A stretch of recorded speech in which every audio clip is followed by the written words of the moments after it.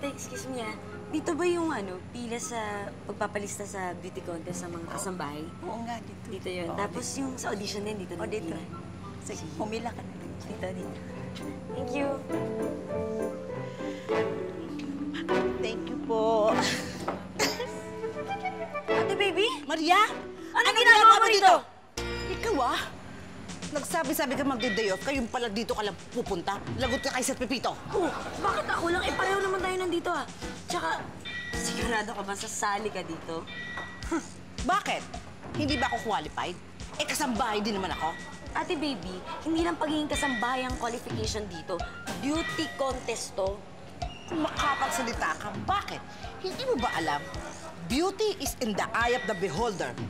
At saka ako, yung beauty ko, yung tinatawag nilang exotic beauty. Ayun na nga beauty contest lang to. Hindi exotic beauty contest. Ikaw, Maria, kanina ka pa.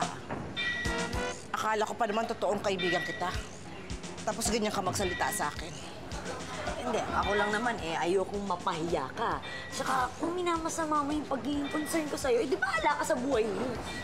Bahala ka talaga sa buhay mo, Red! Che!